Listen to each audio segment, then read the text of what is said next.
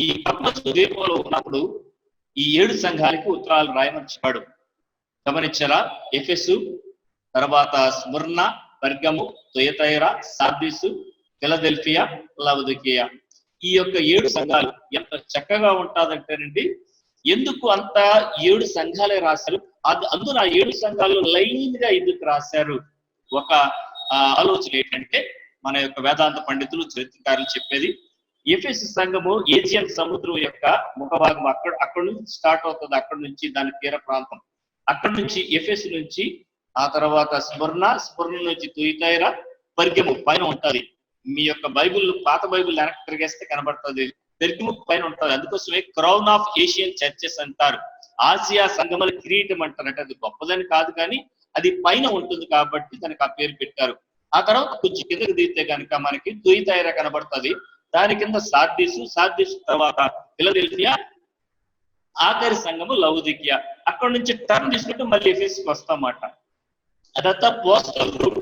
అంటే ఒక ఉత్తరాన్ని ఒక వ్యక్తి, ఒక పోస్ట్ మ్యాన్ పట్టుకుంటే కనుక ఇవన్నీ దాటి వెళ్ళాలి. ఈ రూట్ లోనే ప్రయాణం చేయాలన్నమాట. అందుకోసం 7 ఉత్తరాలు పట్టుకొని లైన్ గా వీటిలోని పంచుకొని ఆ యొక్క పోస్ట్ మ్యాన్ వెళ్ళినట్టు మనం చూస్తా ఉన్నాం. ఈ యొక్క ఉత్తరాలు యోహాను పంపించినట్టు చూస్తా ఉన్నాం. అంత మాత్రమే కాదు, సంఘ చరిత్రలోని అద్భుతమైన ఘట్టాలు ఈ 7 సంఘాల్లో పరిస్థితుల్ని ప్రతిబింబిస్తున్నాయి అని చాలా చక్కగా వేదాంత పండితులు చెప్తారు. అందున కరెక్ట్ గా చెప్పాలంటే తుయతైరా సంఘం యొక్క పాలన చాలా పరిస్థితుల్లోని చాలా సంఘానికి చాలా దగ్గర పరిస్థితి, తుయతైరా సంఘానికి చెందిన ఆ యొక్క పరిస్థితి. అందుకని మరి చాలా స్పష్టంగా ప్రభు చెప్తాడు, యెజబెల్ అనే స్త్రీ నీవు ఉండనిచ్చుచున్నావు, అది పోప్ లేక పాపసీ, పోప్ యొక్క పరిపాలనకి సంబంధించింది అని చెప్తారు. నేను దేవుని చిత్తమైతే వచ్చే వారం దాన్ని వివరించి ముందుకు వెళ్తాను. తర్వాత ఆ ఫిలదెల్ఫియా సంఘం గురించి మాట్లాడతాను. ఈ వారం మనకి కొద్దిగా టైం తక్కువగా ఉంది కాబట్టి చాలా త్వరగా ముందుకు వెళ్ళాలని ఆశపడుతున్నాను.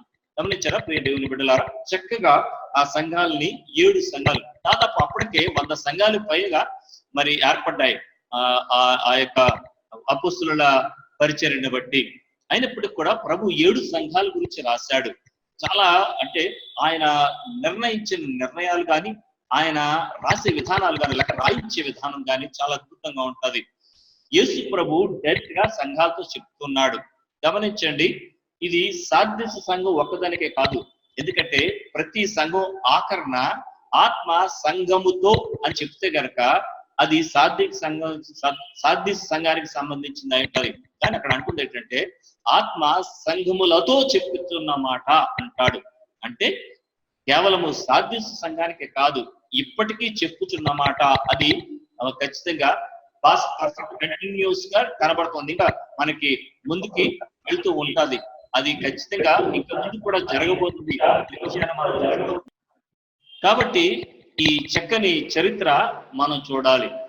ప్రతి సంఘానికి రాసినప్పటికి ముందు నేను మీకు చెప్పాను, యేసు ప్రభు తను తాను పరిచయం చేసుకునే విధానం, లేక తను తాను ఆ యొక్క సంఘానికి అడ్రస్ చేసే విధానము ఆ సంఘానికి సంబంధించిన చాలా అద్భుతమైన మరి విషయంగా కనబడుతుంది. ఒక్కొక్క సంఘానికి ఒక్కొక్క విధంగా పరిచయం చేసుకుంటాడు. ఇక పెర్గము క్షమించండి, సార్దీస్ లో ఉన్న సంఘపు దూతకు ఇలాగూ రాయము. ప్రియ దేవుని బిడ్డలారా, చాలా ఈ చరిత్ర చూస్తే సార్దీసు ప్రాంత చరిత్ర చాలా ఉన్నతమైన పట్టణం ఇది. ఆ కాలంలో చాలా ప్రపంచ ప్రఖ్యాతిగాంచిన పట్టణంగా ఇది కనబడుతుంది. ఎందుకు చెప్తాను. ముఖ్యంగా ఈ 2 పదాల యొక్క అర్థాలు చెప్పి మరి ముందుకు వెళ్తాను. సార్దీసులో ఉన్న సంఘపు అంటే పోయిన వారం కూడా మీకు మళ్ళీ జ్ఞాపకం చేశాను. కొత్త వారు ఉన్నారు ఇక్కడ మళ్ళీ చెప్తున్నాను. సంఘము అంటే ఎక్లీసియా అనే పదము నుంచి వచ్చింది సంఘము. ఎందుకంటే ఆ కాలంలో ఏథెన్స్ నగరంలోని ఆ యొక్క కొండ మీద కొంతమంది ఈ యొక్క నగర ప్రముఖులు లేక నగరాన్ని పాలించేవారు ఆ కొండ మీదకి వెళ్ళి నగరం యొక్క నిర్ణయాలు చేసేవారు. వాళ్ళ యొక్క నిర్ణయాలు ఈ నగరం యొక్క పరిపాలన మీద ప్రభావితం చూపిస్తాయి. వాళ్ళు ప్రత్యేకంగా అక్కడికి వెళ్ళి చేసేవారు. వాళ్ళు ప్రత్యేకించబడిన వారు. వాళ్ళు ఈ నగర యొక్క స్థితిగతుల మీద, పరిపాలన విభాగాల మీద వారు చాలా ప్రభావాన్ని చూపిస్తారు. నగర జీవనం మీద చాలా ప్రభావాన్ని చూపిస్తారు. అందుకోసమే వారిని ఎక్లీసియా అని పిలిచేవారు. ఎక్లీసియా అనే పదము క్రైస్తవ పదం కానే కాదు, పూర్తిగా అన్య పదం, అది ప్యాగన్ వర్డ్. అది ఆ ఏథెన్స్ నగరంలోని ఆ యొక్క కొండ మీద చేసే ఆ యొక్క నగర ప్రభుత్వ యొక్క గుంపుని ఎక్లీసియా అని పిలిచేవారు. ఎక్ అంటే అవుట్ అని అర్థము, లెకోస్ లేక లెసియోస్ అంటే అర్థం ఏంటంటే ప్రత్యేకంగా అని అర్థం మాట. అంటే కాల్డ్ అవుట్ సెపరేట్లీ, బయటికి పిలువబడిన వారు లేక ప్రత్యేకంగా ఉండడానికి పిలువబడిన వారు ఎక్లీసియా. దాన్నే సంఘానికి ఆపాదించారు. ఆ సంఘానికి క్రైస్తవ సంఘం ఎక్లీసియా అని క్రైస్తవ సంఘాన్ని కూడా వాడేది. ఇక్కడ క్రైస్తవ సంఘము ప్రత్యేకించబడింది. గుంపులో మరి ఏదో కొట్టుకుపోయే సంఘం కాదు, లేక నలుగురు కలిసిపోయే సంఘం కాదు. క్రైస్తవ సంఘం అంటే ఈ సమాజంలో ప్రత్యేకంగా విలువ కలిగింది, లేక సమాజం మీద వారు ఏ విధంగా ఆ ఎక్లీసియా వాళ్ళు ఏ విధంగా వారి యొక్క నిర్ణయాలు ప్రభావం చూపించావో, వారి యొక్క తీసుకునే ఆలోచనలు, వారి ఆశయాలు ఈ నగరాల యొక్క పరిపాలన ప్రభావం చూపించాయో, స్థానిక సంఘము, ఒక నగరంలో ఉండే సంఘము యొక్క ప్రభావము ఆ విధంగా ఉండాలి. నగరం యొక్క మరి నైతిక ప్రమాణాల మీద, నగరం యొక్క నైతిక విలువల్ని దిశానిర్దేశం చేసేదిగా క్రైస్తవ సంఘం ఉండాలి. అది ఎక్లీసియా అంటే అర్థం అవుతుందా ప్రియ దేవుని బిడ్డలారా? అది చాలా ప్రాముఖ్యమైంది. ఎక్లీసియా అని చర్చలు పిలిస్తే కనుక మీరు ప్రభావం చూపిస్తున్నారా అని ప్రభు అడుగుతున్నట్టే అనే విషయాన్ని అర్థం చేసుకోవాలి. అవును, సంఘము ప్రభావం చూపించడం మానేసి ప్రభుత్వంతో ఏకమైపోయి, లేక ప్రభుత్వ విధానాలతో అబద్ధులని చెప్పడం లేదు. ఖచ్చితంగా ప్రభుత్వంతో కలిసే మనం పనిచేయాలి. కానీ ప్రభుత్వాల యొక్క అవినీతికరమైన, అనైతికమైన లేక అసాంఘికమైన చర్యలతో కూడా, లేక ఆ యొక్క ఏమంటారు అవినీతిపరమైన విషయాల్లోని, ఆర్థిక పరమైన విషయాల్లోని, అవినీతికరమైన విషయాల్లో కూడా మాట్లాడకుండా సంఘం ఊడుకుంటూ కూడా మనం గమనిస్తూ ఉంటాం. లేక మనకెందుకులే అని మనం ఆ ప్రభుత్వంతో చాలా సార్లు అన్యాయాన్ని ఎదిరించక, ఆ అన్యాయం గురించి మాట్లాడక కామైపోవడం కూడా చూస్తూ ఉంటాం. గట్టిగా అరిసి ధర్నాలు చేయమని చెప్పడం లేదు, కానీ ఒక సంఘం ఉంది. ఈ సంఘాన్ని చూసినప్పుడు బయట వాడికి ఖచ్చితంగా ఇది అసలైన నోటు, బయట ఉన్నది నకిలీ నోటు అని తెలియడానికి సంఘాన్ని మరి సమాజంలో ప్రభు పెట్టాడు. సంఘం ఆ విధంగా స్టాండ్ అవుట్ అవుతుందా? సంఘము ప్రత్యేకించబడిందిగా కనబడుతుందా? సంఘము ఉన్నతమైన విలువల్ని చూపించేదిగా కనబడుతుందా? ఈ విషయాలు మనం అర్థం చేసుకోవాలి. సంఘం అంటే ఎవరు? సంఘం అంటే 4 గోడలు కాదు. సంఘం అంటే ఏదో కట్టడం కాదు. సంఘం అంటే నీవు నేనే. సంఘం అంటే దేవుని యొక్క బిడ్డలు, లేక పిలువబడిన వారు, ప్రత్యేకించబడిన వారినే సంఘం అంటాం. ప్రియ దేవుని బిడ్డలారా, ఈ విషయాన్ని మీరు ఖచ్చితంగా అర్థం చేసుకోండి. సంఘం అంటే ఆ సంఘం ఇలాంటిది, ఈ సంఘం ఇలాంటిది, మా సంఘం మంచిదండి అని కాదు. సంఘం అంటే మన యొక్క పరిస్థితులు ఏ విధంగా ఉన్నాయి, పిలువబడిన వారంగా సంఘంలోని మన యొక్క మరి స్థానము ఏ విధంగా ఉంది, సమాజంలోని ఎటువంటి ప్రభావాన్ని మనం చూపిస్తున్నాం అనే విషయాన్ని మనం ఈరోజు పరిశీలించుకోవాలి. అది సంఘం అంటే. ఆ తర్వాత అంటాడు సంఘపు దూతకు అనే మాట రాశాడు. దూత అనే పదము గ్రీక్ పదములోని చాలా అద్భుతమైన పదం నుంచి వచ్చింది. యాంగ్లోస్ అనే పదం నుంచి వచ్చింది. యాంగ్లోస్ అంటే ఆ ప్రతినిధి అని అర్థం మాట, లేక ఆ యొక్క గుంపు తరపున, ఆ యొక్క సంఘం తరపున మాట్లాడేవాడు. కరెక్ట్ గా చెప్పాలంటే ఈ కాలంలో మనకి ఇంతకు ముందు నేను మీతో చెప్పాను, మళ్ళీ చెప్తున్నాను.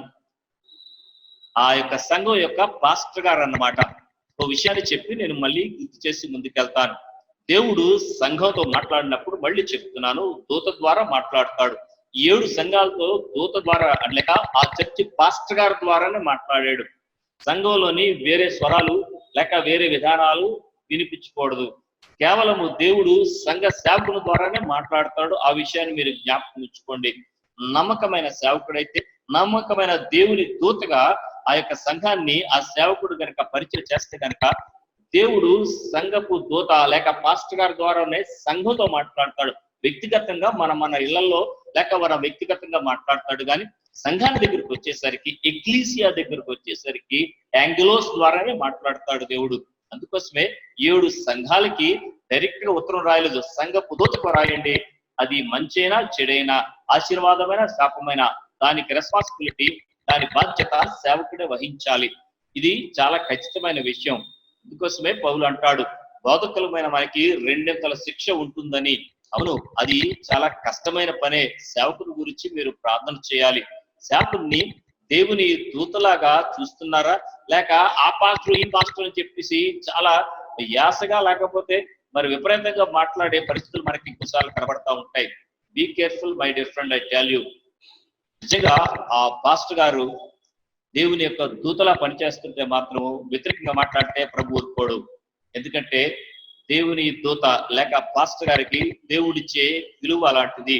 అదే ఇక్కడ కనబడుతుంది. రైట్, కొంచెం ముందుకు వెళ్తాను. ఇక ప్రతి సంఘానికి ఒక మెచ్చుకోలు ఉంటుంది. ఆ తర్వాత గద్దె కొన్ని విషయాలు ఆయన పట్టించుకున్న విషయాలు కొన్ని మాట్లాడతాడు. అది కండెమ్నేషన్ అంటాం. కమెండేషన్స్, కండెమ్నేషన్స్, ఆ తర్వాత కన్సర్న్స్, ఏ విషయాలు ఆయన ఖచ్చితంగా పట్టుదలగా ఉన్నాడు అనే విషయాన్ని, ఆ తర్వాత కరెక్షన్స్ అని ఉంటుంది. ఆ తర్వాత కొన్ని వాటికి కౌన్సిల్ ఉంటుంది, కొన్ని వాటికి మరి ఖచ్చితంగా కంఫర్ట్ కూడా ఉంటుంది. అయితే ఇక్కడ సాధ్య సంఘ విషయంలోకి వచ్చేసరికి కొంత విచిత్రంగా కనబడుతుంది. ఒక్క కమెండేషన్, ఒక్క మెప్పుకోలు కూడా ఈ సంఘానికి ఉండదు. చాలా విచిత్రమైన పరిస్థితి కనబడుతుంది. ప్రియ దేవుని బిడ్డలారా, డైరెక్ట్ గా కండెమ్నేషన్ కి లేకపోతే ఆ కన్సర్న్స్ కి వెళ్ళిపోతాడు.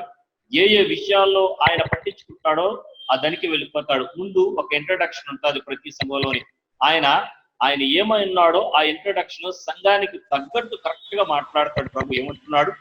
7 నక్షత్రములను దేవుని 7 ఆత్మలను కలిగినవాడు చెప్పు సంగతులు ఏమనగా. ప్రియ దేవుని బిడ్డలారా, యెషయా గ్రంథం 61వ అధ్యాయంలోని ఆత్మదేవుడు పనిచేసే 7 రకాల విషయాలు అక్కడ రాస్తాడు. 7 అనే సంఖ్య బైబిల్లోని చాలా ప్రత్యేకమైనది, పరిపూర్ణమైన సంఖ్యగా దాన్ని పిలుస్తారు. కాబట్టి పరిపూర్ణమైన ఆత్మ కలిగిన వాడు, ఏమాత్రం లోటు లోపము లేనివాడు, ఈ 7 ఆత్మలు ఆయన 7 విధాల పరిచర్య యెషయా గ్రంథం 61లో కనబడుతుందని మీకు చెప్పాను. తర్వాత మీకు జ్ఞాపకం చేస్తాను ముందుకి వెళ్తున్నప్పుడు. సో చెప్పు సంగతులు ఏవనగా అంటూ ఉన్నాడు, నీ క్రియలను నేను ఎరుగుదును. ఇంతకు ముందే ఈ గ్రీక్ పదాలు మీకు చాలా స్పష్టంగా చెప్పాను. నీ క్రియలు, నీ యాక్టివిటీస్, నీ అగో, నీ యొక్క ప్రతి విధమైన కదలిక నాకు తెలుసు, నేను ఎరుగుదును అంటే అర్థమేంటో తెలుసండి. వ్యక్తిగతంగా నీ ప్రక్కనే కూర్చొని చూస్తున్నాను అని అర్థం. అక్కడ గ్రీక్ పదం ఉండే అర్థం. దేవుని బిడ్డలారా, ఈ యొక్క విషయాన్ని అర్థం చేసుకున్నప్పుడు ప్రతి సంఘం కూడా దేవుడు ఇక్కడ ఉన్నాడు, యేసు ప్రభు ఈ సంఘంలో సంచరిస్తున్నాడు. గమనించండి, ఆయన సార్వత్రిక సంఘం గురించి ఈ విషయాలు రాయడం లేదు, స్థానిక సంఘాన్ని హెచ్చరిస్తూ రాస్తున్న విషయాలు ఇవి. అఫ్ కోర్స్ సార్వత్రిక సంఘానికి సంబంధించింది అనుకోండి, కానీ స్థానిక సంఘం పట్ల ఆయన ఎంత ఖచ్చితత్వాన్ని, ఎంత శ్రద్ధ, ఎంత పట్టింపు కలిగి ఉన్నాడు అనేది ఒక్కొక్క సంఘానికి ఉత్తరం రాస్తున్నప్పుడు అర్థమవుతుంది. ప్రతి స్థానిక సంఘం కూడా ఆయనకి చాలా ప్రాముఖ్యమైంది. అందున మీరు 7 సంఘాల చరిత్రలు నేను చెప్తున్నప్పుడు మీరు గమనిస్తున్నారు. మీరు లోతుగా ఏ చర్చిలో మీరు కూర్చున్నా 7 సంఘాల్లో ఒక సంఘం ఖచ్చితంగా అక్కడ కనబడుతుంది. మీకు 7 సంఘాల్లోని ఒక విషయం ఖచ్చితంగా ఆ సంఘంలో కనబడుతుంది అనే విషయాన్ని గమనించండి, మిస్ అవ్వదు. ఏ చర్చ అయినా సరే ఈ 7 సంఘాల్లో ఖచ్చితంగా ఒక సంఘం అయి ఉంటుంది. అందుకోసమే ఇంకా ఇంతకు మించిన పెద్ద బోధ మరి లేకపోతే స్థితి సంఘాల్లో మనకి పెద్ద కనబడదు. ఇప్పుడు సార్దీసు సంఘం యొక్క పరిస్థితి కూడా గమనిద్దాం. సంఘ బిడ్డలంగా లేక సంఘ సభ్యులంగా మనల్ని మనం పరీక్ష చేసుకునే గడియ వచ్చింది. ఇక్కడ అంటూ ఉన్నాడు చాలా స్పష్టంగాని, ఏమంటున్నాడంటే నీ క్రియలను నేను ఎరుగుదును. ఏమనగా జీవించుచున్నామన్న పేరు మాత్రం ఉన్నది కానీ నీవు మృతుడవే. పూర్తిగా ఈ ప్రాంత చరిత్ర చూస్తే ఎందుకు ఇలాగా మాట్లాడుతున్నాడు ప్రభు అని అర్థమవుతుంది, లేకపోతే అర్థం కాదు. మీరు గమనించండి, ఒక్కొక్క సంఘానికి పరిగమ సంఘంతో ముందు ఎఫెసు సంఘంతో కానీ, స్ఫురణ సంఘంతో కానీ, పెరుగమ సంఘంతో కానీ, తుయితైరా సంఘంతో కానీ ఒక్కొక్కరికి ఒక్కొక్క విషయాలు మెచ్చుకోవడం కానీ లేదా ఒక విషయాన్ని చూపించడం కానీ మనం గమనిస్తాం. లేక ఎత్తి చూపు కానీ, మెప్పుకోలు ఒకటి, ఎత్తి పొడుపు ఒకటి, లేక ఎత్తి చూపించడం ఒకటి మనకి కనబడుతుంది. ఇక్కడ డైరెక్ట్ గా ఎత్తి చూపించడంతో ఈ యొక్క సంఘాన్ని మొదలెడతాడు. సార్దీసు సంఘము లేక సార్దీసు ప్రాంతం నగరము చాలా ప్రాముఖ్యమైంది. ఇది ప్రపంచంలోకెల్లా అతి పురాతనమైన నగరంగా దీన్ని పిలుస్తారు. దాదాపు దీని యొక్క చరిత్ర 2000 సంవత్సరాలు ఎప్పటికీ తీసి క్రీస్తు పూర్వం 2000 సంవత్సరాల్లోనే సార్దీస్ ప్రాంతము కట్టబడింది అని చరిత్ర చెప్తా ఉంది. గమనించండి, the oldest city in the world అంటారు దీన్ని. చాలా మరి మంచి విషయాలు లేకపోతే ఈ యొక్క ప్రాంతం గురించి మనం నేర్చుకుంటా ఉంటాం, లేకపోతే చూస్తూ ఉంటాం. ఇక మనం క్రీస్తు శకం 5వ సంవత్సరం లేక 5వ శతాబ్దంలో క్రీస్తు పూర్వం క్రీస్తు పూర్వం 5వ శతాబ్దం వరకు కూడా చాలా చక్కగా ఇది వెలుగొందింది. అయితే ఇంకా చాలా చరిత్ర ఉంది, కానీ ఈ చరిత్ర మొత్తం చెప్పాలంటే కొద్దిగా ఇబ్బంది అవుతుంది. కాబట్టి అంటే ఆ బ్యాక్గ్రౌండ్ చరిత్ర నేపథ్యం చెప్పాను అనుకోండి, దానికే మనకు సగం టైం తినేస్తారు. కాబట్టి అంత డీప్ గా వాళ్ళు పైపైన చెప్పుకుని ముందుకు వెళ్తాను. 500 సంవత్సరంలోని బైబిల్ చరిత్రకి ఎంత ఖచ్చితంగా ఉంటుందంటే ఇదండి, ఈ యొక్క ప్రాంతము కోరెషు పారసీకుల రాజు కోరెషు కనబడతారు మనకి. కోరెషు చాలా అద్భుతమైన రాజుగా మనం చూస్తా ఉన్నాం. దేవుడు ఏర్పరచుకున్న అన్యరాజు. ఓ మంచి విషయాన్ని మీతో చెప్తాను. దేవుని యొక్క మంచిని లేకపోతే దేవుని యొక్క విషయాల్ని మనము మన యొక్క చరిత్ర ఏమైనప్పటికీ, మన స్థితి, మన జాతి, మన యొక్క మరి నేపథ్యం ఏదైనప్పుడు కూడా ప్రభువు యొక్క పనికి మనము మర్యాదనిస్తే, గౌరవిస్తే దేవుడు దానిని ఎప్పుడు కూడా అచ్చి ఉంచుకోడు. మనందరికీ బాగా తెలుసు కోరెషు పాలనలో ఏం జరిగిందంటే, ఇశ్రాయేలీలు అయ్యా మేము మళ్ళీ మా యెరూషలేం వెళ్ళి కట్టుకుంటాం అని అంటారు. నెహెమియా యొక్క క్షమించండి జెరుబ్బాబెలు యొక్క నాయకత్వంలోని వాళ్ళు కోరెషు వీళ్ళందరికీ దగ్గరుండి వారి యొక్క యెరూషలేము ప్రాంతానికి పంపించి కట్టుకుండాయా అంటాడు. వారికి కావాల్సిన సహాయం కూడా కోరెషు చేస్తాడు.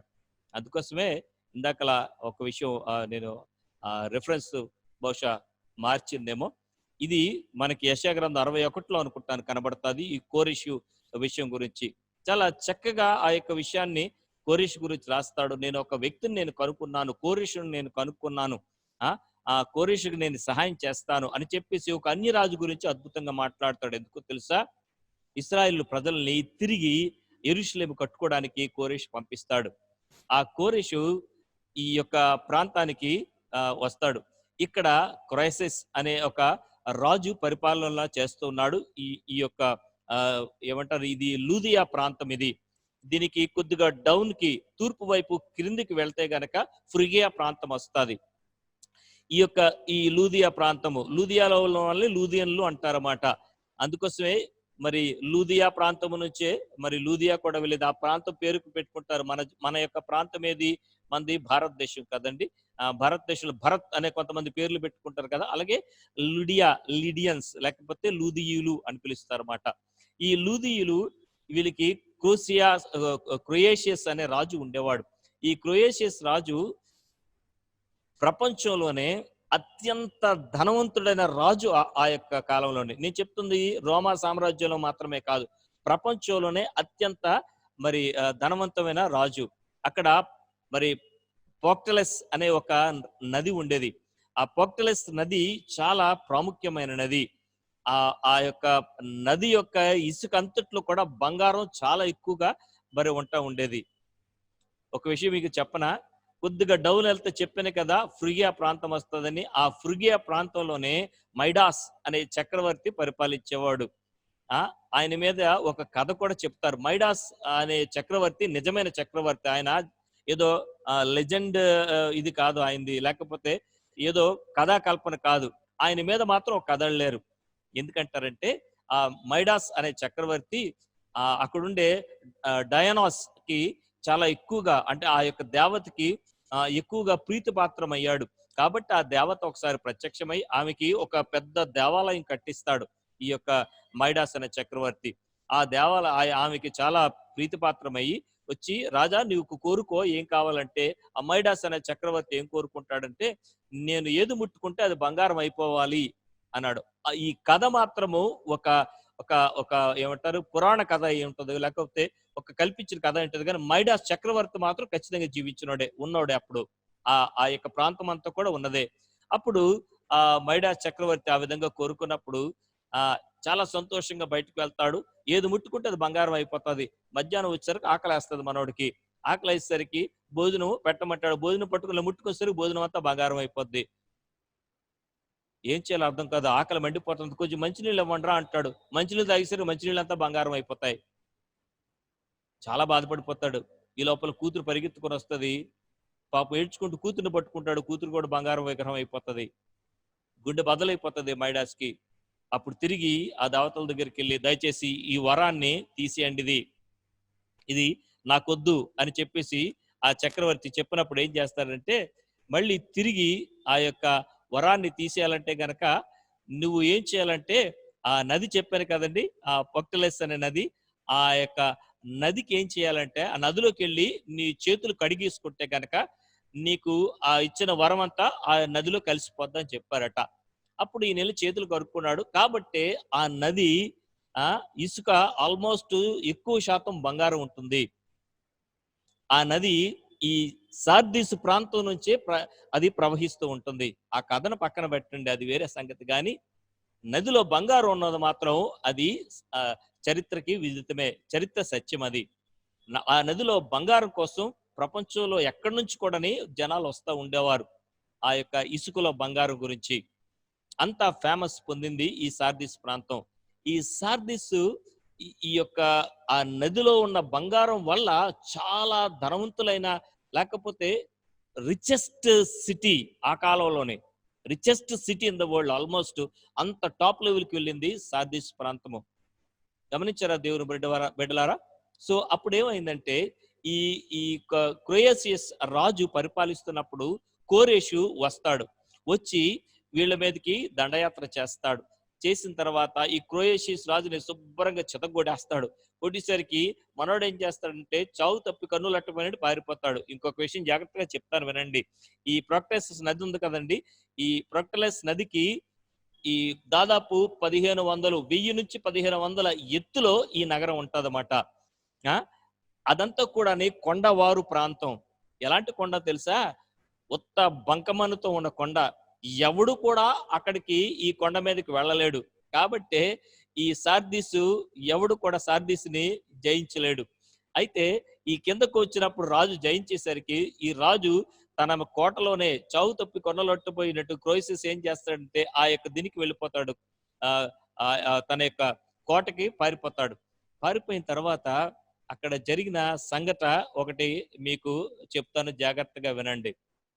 చాలా చక్కని ప్రాక్టోలస్ అనే నది పైన జరిగిన చరిత్ర ఇది. అక్కడ ఏమైందంటే ఈ ఈ కోరేషు జయించిన తర్వాత ఈ రాజు దొరకడు కదా! 14 రోజులు ముట్టడేస్తాడు. ముట్టడి వేసి ఒరేయ్ ఆడిని ఎలాగైనా పట్టుకోవాలిరా. ఎందుకంటే ఈ సార్దీస్‌కి 3 పట్ల ఈ బంకమన్నుతో కూడిన హైట్స్ ఉంటాయన్నమాట. ఈ కొండ ఉంటుంది. ఎవడు కూడా పైకి జారిపోతాడు. ఒక పక్క ఆ యొక్క ద్వారము ఎవడికి తెలీదు. అందుకోసమే ఇది పూర్తిగా శత్రు దుర్భేద్యమైనది. మళ్ళీ చెప్తున్నాను, శత్రు దుర్భేద్యమైన ప్రాంతము సార్దీస్ ప్రాంతము. కాబట్టి ఏం చేశాడంటే క్రొయేషియస్ రాజు చాలా చక్కగా ఉన్నాడు. ఏమీ ఇబ్బంది లేకుండా. నేను చెప్తుంది క్రీస్తు పూర్వం 549వ సంవత్సరంలోని కోరేషు రాజు దండయాత్ర గురించి మాట్లాడుతున్నాను. దేవుడు ఇల్లుని చోటలా కోరేషుకి జయమునిచ్చాడు. ఎందుకంటే కోరేషు ఇశ్రాయేలీయులకి యెరూషలేం కట్టుకోవడానికి, దేవాలయం కట్టుకోవడానికి సహాయం చేశాడు కాబట్టి.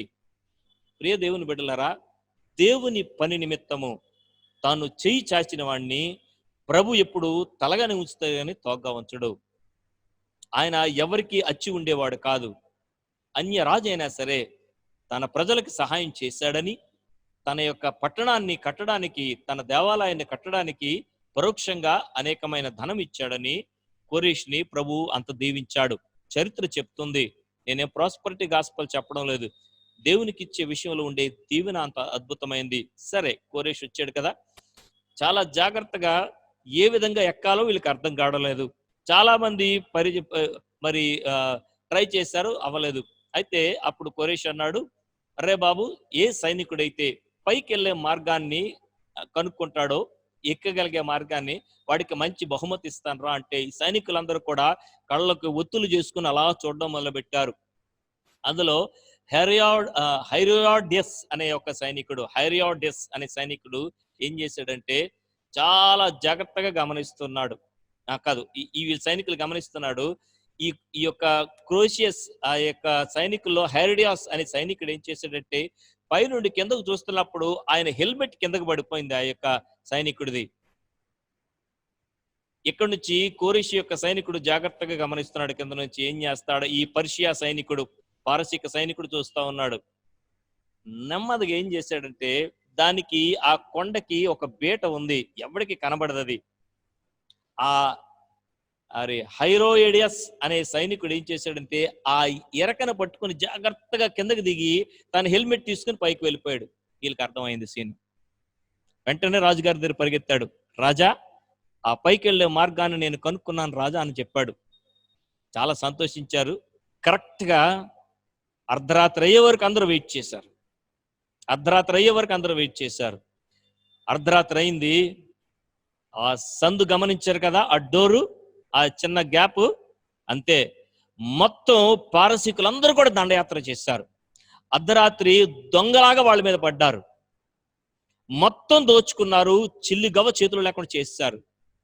అప్పటి నుంచి సార్దీస్ ప్రాంతంలోని దొంగ వచ్చినట్లు అనే సామెత వచ్చింది. రాత్రిపూట దొంగ వచ్చినట్టు, అ థీఫ్ ఇన్ ద నైట్ అనేది వాళ్ళ సేయింగ్. అది సార్దీసోడికి బాగా అర్థమవుతుంది. దొంగ వలె నీ దగ్గరకు వస్తాను అంటే వాడు వెన్నులో వణుకు పడతాది. ఎందుకంటే చరిత్ర ఆ విధంగా చెప్తుంది. మీకు కరెక్ట్ అయింది అనుకుంటాను. యేసు ప్రభు అదే వారికి వార్నింగ్ ఇచ్చాడు, నేను దొంగ వలె వస్తాను మీ దగ్గరికి. అది సార్దీసోడికి తప్పించి ఇంకెవడికి అర్థం కాదు. ఎందుకంటే ఆ రాత్రి హాయిగా నిద్రపోతున్నాడు ఆ యొక్క క్రోషియస్ రాజు. నాకు తిరిగిలేదు, నన్ను ఎవడు ముట్టలేడు. ఆ మాటకు వస్తే సార్దీసులో ఉన్న ప్రతి ఒక్కడికి అదే ధీమా, ఎవ్వడు మమ్మల్ని ముట్టలేడు, ఎవ్వడు మమ్మల్ని మా దగ్గర రాలేడు, ఇది శత్రు దుర్భేద్యమని హాయిగా కంటి నిండా గుర్రు పెట్టి నిద్రపోతా ఉండేవాడు. అలాగ నిద్రపోతున్నప్పుడు దొంగల్లాగా వీళ్ళు ప్రవేశించి మొత్తం నేలమట్టం చేసి పారేస్తారు, మొత్తం స్వాధీనం చేసేసుకున్నారు. అప్పటి నుంచి సార్దీసోడికి దొంగవలే, రాత్రి వచ్చే దొంగవలే అనే సామెత వినిపించినప్పుడల్లా కాళ్ళు గడగడలాడుతూ ఉంటాయి. అది ఆ యొక్క ప్రాంతం యొక్క పరిస్థితి. ప్రియ దేవుని బిడ్డలారా, అంత మాత్రమే కాదు, ఈ యొక్క ప్యాక్టోలస్ నది కోరేస్తా ఉంది. వీళ్ళకి తెలియడు లేదు. ఆ యొక్క కోట, ఆ యొక్క దుర్గానికి బీటలు వేస్తున్నాయి. వీళ్ళకి అర్థం కావడం లేదు, చూసుకోవడం లేదు. వీళ్ళు అనుకున్నారు మాకేమి తిరుగులేదు అనుకుంటున్నారు, హాయిగా నిద్రపోతున్నారు. ఆ చిన్న బీట పెద్దదవుతా ఉంది, వీళ్ళు గమనించలేదు. మనుషులు దూరిపోయే, శత్రువులు దూరే అంత ఉంటుందని వీళ్ళు గమనించలేకపోయారు. వీళ్ళు దొంగలు దూరగలరని, వీళ్ళకి దొంగల భయం కూడా చాలా ఎక్కువ ఉంటుంది. ఎందుకంటే అత్యంత ధనవంతమైన ప్రదేశం కదండి. కాబట్టి అర్ధరాత్రి వచ్చి ఎవడ తలుపు కూడా కొడితే కొద్దిగా భయపడతారు. ఎందుకంటే ఆ దేశంలో కూడా దొంగలు ఉంటారు కదా, ఎవడింట్లో ఏ బంగారం దోచిపోతారని చెప్పేసి. దొంగ అనగానే సార్దీసోడికి వెన్నులో చలి పడుతుంది. ఎందుకంటే వాళ్ళకి బాగా తెలుసు, అనుభవాలు చాలా ఉన్నాయి. ప్రత్యేకంగా చరిత్రలో జరిగిన 2 సంఘటనలు, ఆ తర్వాత కూడా మరి క్రీస్తు పూర్వం 200 చిల్లర లేకపోతే 2వ శతాబ్దంలో కూడా ఇంకొక దాడి జరిగింది. ఇదే రీతిలో జరిగింది. మొదట 549లో జరిగిన దాడి వీళ్ళు పెద్ద పట్టించుకోలేదు. అంటే అయిపోయింది, అదంతా సద్దుమణిగిపోయింది, మళ్ళీ యథా జీవనానికి వచ్చేసారు. చాలా కొన్ని సంవత్సరాల తర్వాత 300 సంవత్సరాలు దాదాపు పర్వాలేదు అనుకుని మళ్ళీ మామూలు అయిపోయారు, ఏమి లేదులే అన్నట్టు. కానీ మళ్ళీ దాడి జరిగింది వీళ్ళ మీదకి. ప్రియ దేవుని బిడ్డలారా, జాగ్రత్త. చాలా సార్లు మనము అంతా బాగుందిలే, అంతా సవ్యంగా ఉంటుందిలే అన్నప్పుడే యేసు ప్రభు రాబోతున్నాడు. మనం జీవిస్తుంది అంత్య దినాల్లో జీవిస్తూ ఉన్నాం. ఇప్పుడప్పుడే రాడులండి అనే రోజుల్లో జీవిస్తూ ఉన్నాం. అంత త్వరగా వచ్చే అవకాశం లేదండి అనుకునే రోజుల్లో జీవిస్తూ ఉన్నాం. అందుకే అంటున్నాడు, నేను దొంగ వలె వస్తానని, త్వరగా ముందుకు వెళ్తాను. సో 214వ సంవత్సరంలో మళ్ళీ వీళ్ళ మీద క్రీస్తు పూర్వం దాడి జరిగింది. మళ్ళీ అదే జరిగింది. వీళ్ళకి ఎందుకు ఇలా రాస్తున్నాడంటే ప్రభు, మానక వీళ్ళ మీదకి ఇన్ని దాడులు జరుగుతున్నప్పుడు, ఇన్ని పరిస్థితులు వీళ్ళకి వస్తున్నప్పుడు కూడా వీళ్ళకి బుద్ధి రావడం లేదు. రైట్, కొంచెం ముందుకు వెళ్దాం. ఇక్కడ అంటూ ఉన్నాడు, ఏమనగా జీవించుచున్నావన్న పేరు మాత్రం ఉన్నది గాని నీవు మృతుడవే. చాలా మంచి పదాలు ఇక్కడ మనకి వాడినట్టు కనబడతా ఉంటది. ప్రియ దేవుని బిడ్డలారా, ఈ గద్దింపు చాలా గట్టిగా ఇస్తూ ఉన్నాడు. చాలా మరి కఠినంగా ప్రభు వీరితోని మాట్లాడుతున్నట్టు మనకి కనబడతా ఉన్నాడు. అందుకోసమే వీళ్ళు ఏమాత్రం కూడా పట్టించుకోవడం లేదు. ఏమాత్రం కూడా దేవుడు ప్రభు వస్తున్నాడే అనే విషయాన్ని వీరు గమనించడం లేదు. చూడండి, ఇక్కడ ఏమంటున్నారంటే జవో అనే పదాన్ని వాడారు. జీవిస్తున్నావు అంటే బాగా విగర్ గా, అంటే కంప్లీట్, ఏదో చావు తప్పి కనులాడు మేతలు ఎలా ఉన్నట్టు టైప్ కాదు, పూర్తిగా ఫుల్ గా ఏమంటారు సామర్థ్యంతో ఉన్నట్టు, పూర్తి శక్తితో జవో అనే పదాన్ని గ్రీకులు అలా వాడతారు అన్నమాట. నువ్వు జవో అని అనుకుంటున్నావు కానీ నువ్వు నెక్రోస్ అని గ్రీకు పదం వాడారు. నీవు మృతుడవే అంటే కెడావర్ అంటారు. కెడావర్ అంటే మీకు తెలుసా? డాక్టర్లను అడగని చెప్తారు. కెడావర్ అంటే ఒక ఏమాత్రము జీవం లేని, ఇంక ఏమాత్రము కూడా బతికించలేని ఒక శవం, చచ్చిన శవం కెడావర్ అంటారు. కెడావర్ ని వాళ్ళు మెడికల్ స్టూడెంట్స్ వారి యొక్క ప్రయోగాల నిమిత్తం వాడుకుంటా ఉంటారు, కానీ ఇంకెందుకు పనిచేయదు. ఇది అందులో భాగాలు పనిచేస్తాయి కానీ ఆ యొక్క శవం మరికి ఎందుకు పనిచేయదు. నువ్వు జీవిస్తున్నావు, నేను మనిషిలాగా తిరుగుతున్నావు అని కాదు, యు ఆర్ ఎ కెడావర్. నువ్వు ఏమాత్రం కూడా చలనం లేదు. ఏదైనా పని చేస్తే గనక వేరే వాడు నిన్ను పీక్కొని చూడటానికి తెప్పించి ఎందుకు పని చేయవు. నీ మట్టుకు నువ్వు ఏమీ చేయలేవు. అర్థమవుతుందా ప్రియ దేవుని బిడ్డలారా? డాక్టర్లను అడగండి కెడావర్ని ఎందుకు ఉపయోగిస్తారో చెప్తారు. ఆ యొక్క మెడికల్ స్టూడెంట్స్ వాటి మీద ప్రయోగాలు చేస్తారు. నెక్ ప్రాంతంలోని ఈ యొక్క ప్రయోగాలు నోలి కూడా చేసింది. నా కూతురు ఆ యొక్క డెంటిస్ట్ చేసేటప్పుడు కెడావర్ని తీసుకుని వచ్చారు. ఎనాటమీలో తీసుకొచ్చి ఇక్కడ ఉండే నరాలు, ఈ ఫేషియల్ ఇవన్నీ కూడా వారు ఆ యొక్క కెడావర్లోని చేసినట్టు తను చెప్పింది. నిజమే, అంతకు మించి ఈ పీనుగా ఎందుకు పనిచేయదు, ఈ శవం దేనికి పనిచేయదు. నువ్వు జీవిస్తున్నావు అని అనుకుంటున్నావు కానీ నీ పరిస్థితి చాలా దారుణం ఉంది. నీవు మృతుడవే, దేనికి పని చేయవు అనే మాట మాట్లాడుతున్నాడు. ప్రియ దేవుని బిడ్డలారా, చాలా సంఘాలు మనం గమనిస్తున్నప్పుడు, చాలా సమాజాలు, క్రైస్తవ సమాజాలు గమనిస్తున్నప్పుడు ఇదే పరిస్థితి మనకు కనబడతా ఉంటుంది. అబ్బా పోతుందండి, be careful my dear friend. Sardis లో అక్కడ ఉండే లైఫ్ అప్పుడు ప్రపంచంలో ఎక్కడ లేదు. అబ్బా ప్రపంచంలో ఉండే లైఫ్ అంతా ఎక్కడ ఉందరా అనుకున్నంత ఉండేది సార్డిస్. ఆ యొక్క జీవితం నెమ్మదిగా సంఘంలోకి ప్రవేశించింది. ఎంతో కష్టపడి ఎంతమంది మిషనరీస్, బౌద్ధ అపోస్తలులు, రక్షించబడిన వారు ఎవరో సువార్త తీసుకుని వెళ్ళారు. ఈ ప్రాంతానికి ఒక సంఘంగా ఏర్పడ్డారు. సంఘం చక్కగా అభివృద్ధి పొందింది, ఒక ఉన్నతమైన సంఘంగా పెరిగింది. రాను రాను రాను రాను ఏం జరిగిందంటే, ఇప్పుడు జరుగుతున్న 2000 సంవత్సరాలుగా జరుగుతున్న సంఘటనే అప్పుడు కూడా జరిగింది. సంఘము సమాజంతో మమేకమైపోవడం మొదలుపెట్టింది, ఏకమైపోవడం మొదలుపెట్టింది. అక్కడ ఉండే విగ్రహ పూజలు కానీ, అక్కడ ఉండే వారి యొక్క తీర్థ ప్రసాదాలు కానీ, లేక వారు ఉండే సంస్కృతి సంప్రదాయాలు, ఆ యొక్క క్రైస్తవేతర లేకపోతే విగ్రహారాధనకి సంబంధించిన అవన్నీ కూడా చేయడం మొదలుపెట్టారు. ఈ సంఘం కూడా ఏం చేసిందంటే వాటితో కలిసిపోయి, కలిస్తే బ్రతుకుతుందాంలే, కలిసి ఉంటే కలదు సుఖం అంటారు చూసారా, అలాగే జరగడం మొదలుపెట్టింది. అక్కడ ఎంతకాలం వేరుగా ఉంటామండి, వారితో కలిసి వారికి సువార్త చెప్పుదాం అంటూ వారితో కలిసిపోయారు వీళ్ళు. క్రైస్తవ సంఘం యొక్క పరిస్థితి ఈ విధంగానే ఉంది. క్రైస్తవ సంఘం వేరుపడింది. ఎక్లేసియా అనే పదానికి అర్థం పోయింది. ఇప్పుడు క్రైస్తవ సంఘంలో జరుగుతున్న క్రైస్తవేతర అన్యాచారాలు మరి ఎక్కడ జరగడం లేదు. Be careful my dear friend, I tell you. ఈరోజు చెప్తున్నాను ప్రియమైన స్నేహితులారా, చాలా జాగ్రత్తగా ఉండండి. సంప్రదాయం పేరిట, సంస్కృతి పేరిట క్రైస్తవ పెళ్లిళ్లలో కానీ, క్రైస్తవ శుభకార్యాల్లో కానీ అన్ని ఆచారాలు వచ్చేస్తా ఉన్నాయి. మేము మంచి క్రైస్తవులు అండి, సూపర్ అండి, ఇలాగండి అలాగండి అని చెప్తా ఉంటారు. నీవు జీవిస్తున్నావు తెగ ఫీల్ అయిపోతున్నావు కాదు, యాక్చువల్ గా నీవు మృతుడవే. సాతి సంఘంతో ప్రభు మాట్లాడుతూ ఉన్నాడు. చాలా యాక్టివ్గా ఉన్న సంఘంగా, చాలా యాక్టివ్గా ఉన్న సంఘంగా, ఈ సంఘం చాలా యాక్టివ్గా ఉన్న క్రిస్టియన్స్ గా ఈ యొక్క క్రైస్తవులు విశ్వాసులు ఫీల్ అయిపోతూ ఉన్నారు. అదే మాట్లాడుతున్నాడు ప్రభు, చాలా జాగ్రత్తగా ఉండండి అనే విషయాన్ని మాట్లాడుతున్నాడు. అంత మాత్రమే కాదు, కొంత ముందుకెళ్తాయి. నీ క్రియలు నా దేవుని ఎదుట సంపూర్ణమైనవిగా నాకు కనబడలేదు గనుక. గమనించండి ప్రియ దేవుని బిడ్డలారా, జీవన్ మృతుడు అంటారు. ఒక విధంగా చాలా అంటే జీవన్ మృత సంఘం అంటారు. బతుకుతున్న పేరు ఉంది కానీ చచ్చిన సంఘం మాట. జీవన్ మృతుడు అంటే బతుకుతూ చస్తున్నాడు మాట, లేక చస్తూ బతుకుతున్నాడు ఏమంటా అనుకోండి. ఉపయోగం లేదు, దేనికి పనిచేయదు. చూడ్డానికి మాత్రం సూపర్ గా కనబడతా ఉంది బయటికి.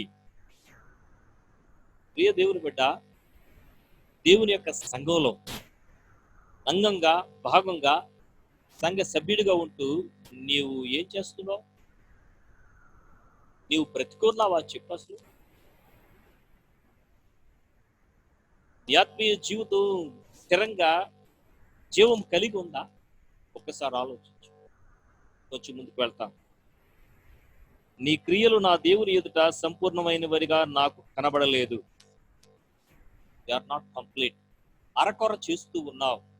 ఏదో బుద్ధి పుట్టినప్పుడు చేస్తూ, బుద్ధి పుట్టినప్పుడు మానేస్తా ఉన్నావు. ఏమండి, వీలైనప్పుడు ఆరాధనకు వస్తూ, వీలు కానప్పుడు మానేస్తా ఉన్నావు. They are not complete. నీకు కంప్లీట్ స్టాండ్ ఒకటి లేదు, ఒక కమిట్మెంట్ లేదు, సంపూర్ణమైన సమర్పణ లేదు. కాబట్టి ఏమంటూ ఉన్నాడంటే, నా దేవుడు కనబడలేదు కదా, జాగరూకుడవై. ఏ భాష మాట్లాడుతున్నాడు తెలుసా? మిలిటరీ భాష మాట్లాడుతున్నాడు. జాగరూకుడవై అంటే అర్థం ఏంటంటే, నువ్వు ఎంత అటెన్షన్ లోకి రావాలంటే, ఒక సైనికుడు ఆ యొక్క సర్వాంగ కవచాన్ని ధరించుకొని ఏ విధంగా రెడీగా ఉంటాడో శత్రువు మీద దాడి చేయడానికి, ఎవరి పాటకుండా కన్ను రెప్ప కూడా వేయకుండా అలాగ చూస్తూ ఉంటాడో, అలాగా ఆ పొజిషన్ లోకి రావాలి. ఇప్పుడు ఎలాగున్నావు తెలుసా? కేర్ ఫ్రీ లాగా ఉన్నావు. ఇప్పుడు ఎలాగున్నావు తెలుసా? ఏ వందలో వస్తా చూసుకుందాంలే అని అనుకుంటున్నావు నువ్వు. ఏ వందలో ఎవడు పవిత్రుడు ఉన్నాడే ప్రపంచంలోని, ఎవడు మంచోడు ఉన్నాడు, ఎవడు మాత్రం పరిశుద్ధుడు అని అనుకుంటున్నావేమో. నేను మాట్లాడుతుంది నీ గురించి, నీ ప్రక్కడు గురించి కాదు. సర్దీస్ లో సంఘ విశ్వాసి, న్యూవే మినిస్ట్రీస్ లో ఉన్న సంఘ విశ్వాసి, లేదా ఇతర సంఘంలో ఉన్న విశ్వాసి, నేను నీతో మాట్లాడుతున్నాను అన్నట్టు ప్రభు చెప్తూ ఉన్నాడు. నీవు నీవు నీవు అనే మాట మాట్లాడుతున్నాడు. It is a personal letter. సంఘంలో గుంపులు గమలియాలకు రాసిన లెటర్ కాదు ఇది. సంఘంలో ఉన్న ప్రతి వ్యక్తి చదువుతున్నప్పుడు నాకు నాకు అని చదువుకునే లెటర్ ఇది. ఆ మాటకొస్తే 7 ఉత్తరాలు అలాగే ఉంటాయి.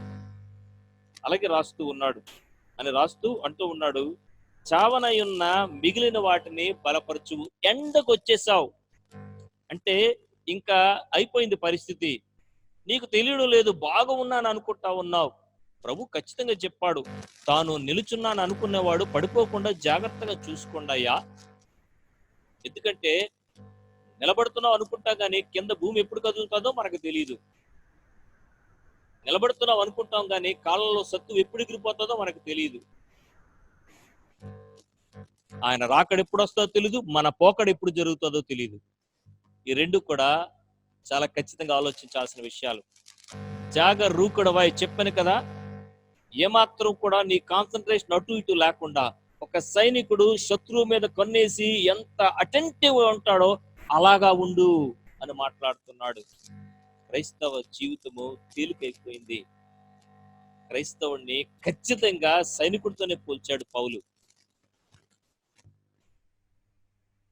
నా కుమారుడా తిమోతి, క్రీస్తు యేసుని మంచి సైనికుని వలె పోరాడవయ్యా. ఎస్, సైనికుడు ఎవడు? తన్ను దండులో చేర్చుకున్న వాడిని సంతోషపెట్టడానికి ఈ జీవన వ్యాపారంలో చిక్కుకొనడు. 2 తిమోతి 2వ అధ్యాయంలో చెప్తున్నాడు పౌలు గారు. నిజమే అది. Be careful, be attentive, be aware. ఎన్నిసార్లు దైవ సేవకుడు నిన్ను హెచ్చరిస్తా ఉన్నాడు, ఇంకా ఆ నిద్రా స్థితిని వదలడం లేదే. దేవుని బిడ్డ, ఎప్పుడు మారుతావు నువ్వు? ప్రభు అడుగుతా ఉన్నాడు, జాగరూకుడవై మిగిలిన వాటిని, అయిపోయింది, ఎండకు వచ్చేసింది నీకు పరిస్థితి. చూస్తాడు చూస్తాడు చూస్తాడు దేవుడు. ఒకరోజు సర్లే నువ్వు ఇంకా అక్కడ చేసి ఉద్ధరించేదేటి కదా అని చెప్పేసి పైకి తీసుకెళ్ళిపోతాడు. అప్పుడు నా మీద నా ఉన్న ఆధారపడే అందరూ కూడా ఏడాల్సి వస్తుంది, ఒకవేళ నేను ఆ పరిస్థితిలో ఉంటాయి. చెయ్యి దాడిపోతుంది అంతే. అంతవరకు వెయిట్ చేయక.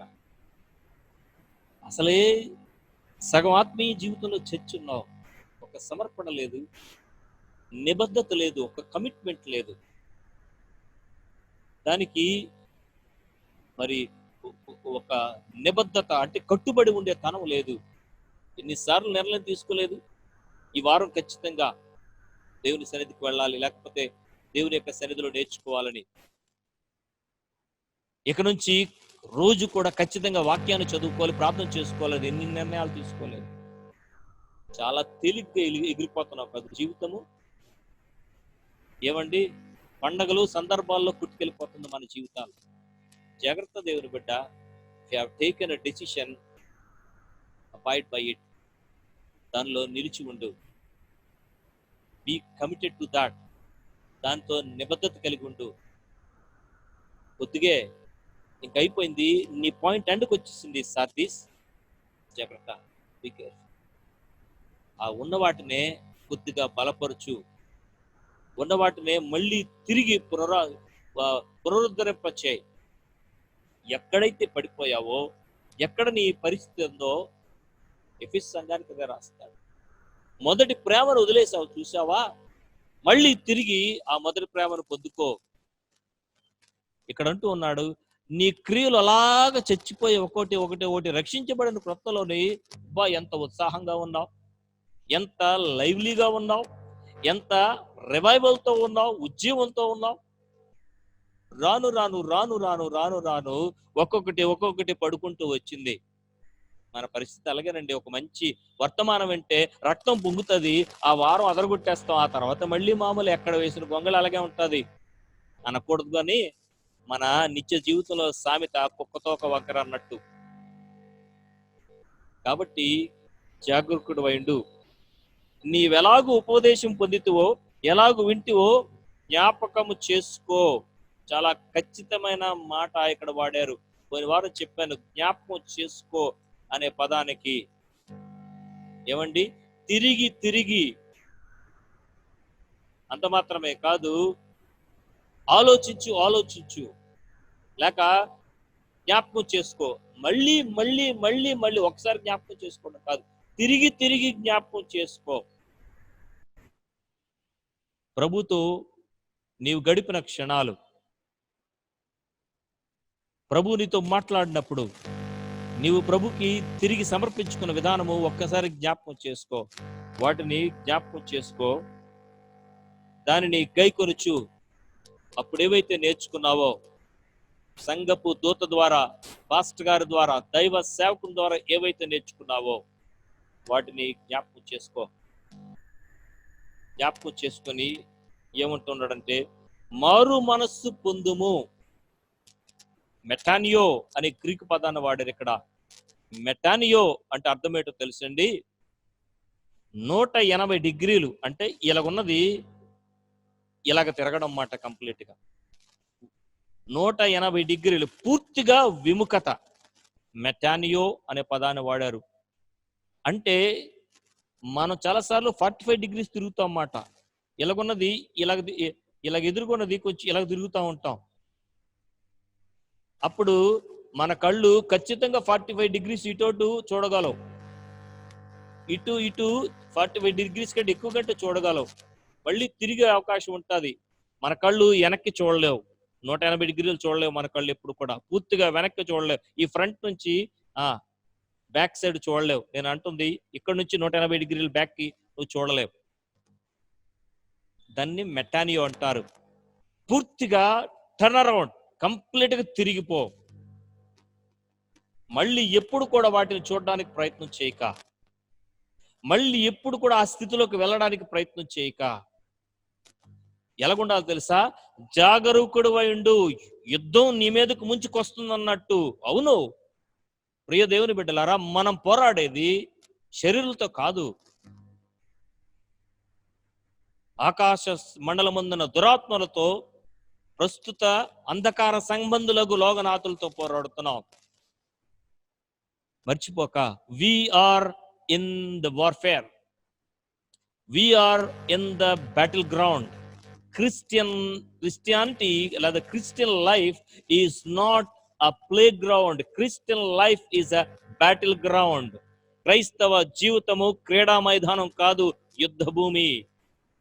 జాగరూకుడవై ఉండు, as if somebody attacks you at any moment. ఎవడైనా సరే అకస్మాత్తుగా నీ మీద పడిపోతాడు అన్నట్టు అంత జాగ్రత్తగా ఉండు అని మాట్లాడుతున్నాడు. ఎంత కేర్లెస్ గా ఉంటామండి. సైనికుడు అవ్వడాలకు ఉండడు, సైనికుడు అవ్వడాలకు ఉండడు. ప్రియ దేవుని బిడ్డలారా, వాళ్ళ ప్రాణాలు అరచేతిలో పెట్టుకుంటారు. అంత మాత్రమే కాదు, వారి యొక్క చూపు లేకపోతే వారి యొక్క కాన్సన్ట్రేషన్ అంతా కూడా శత్రువు మీద ఉంచుతారు. వాడి కదలికలు గమనిస్తూ ఉంటారు. ఆ భాషలోనే మాట్లాడుతున్నాడు. రోమా సామ్రాజ్యంలో ఉన్నది సార్దిస్ ప్రాంతం. సైనికులు కనబడుతున్న ప్రాంతం ఇది. రోమా సైనికుడు ఎంత జాగ్రత్తగా ఉంటాడో ఈ సార్దీసోలకి బాగా తెలుసు. అందున వీళ్ళు ఎంత ఒళ్ళు దగ్గర పెట్టుకొని ఉండాలో. ఎందుకంటే బంగారం ఉంది కదా ఇక్కడ. ఎప్పుడు ఎవడు దాడి చేస్తాడో తెలియదు, ఏ దొంగ పడతాడో తెలియదు. ఇంటిలో భయమే, అటు మరి రోడ్డు మీద కూడా భయమే, ఒంటి మీద భయమే, అన్ని చోట్ల భయమే వీళ్ళకి. కాబట్టి వీళ్ళు భయం అంతా కూడాని దొంగల భయం. శత్రువు వీడికి ఎవరంటే దొంగే, ఎప్పుడు మీద పడతాడో తెలియదు. అందుకోసమే చాలా చిటిక్కమంటలు వేసి కూర్చుంటారన్నమాట వీళ్ళు. ఏదో వేరే భాష మాట్లాడడం లేదు సార్దిస్ సంగమానితో. నువ్వు రోజు బంగారం, ఆ వెండి వాటి పట్లే నువ్వు చూపిస్తున్నావు. చూసావా? ఇంకొక విషయం చెప్తా. ప్రపంచంలో మొట్టమొదట బంగారు వెండి నాణేలు, కాయిన్స్, కరెన్సీ కాయిన్స్ మొట్టమొదటిగా తయారు చేసింది ఈ సార్దిస్ ప్రాంతమే. ఈ సార్దిస్ నగరంలోనే ఈ చరిత్ర అంత గొప్పది. ఇది మొట్టమొదటిది మింట్ చేసిన గోల్డ్, సిల్వర్ కాయిన్స్ సార్దిస్ ప్రాంతానికి చెందినవే. అంత పేరుకిందుకుంది వీళ్ళకి.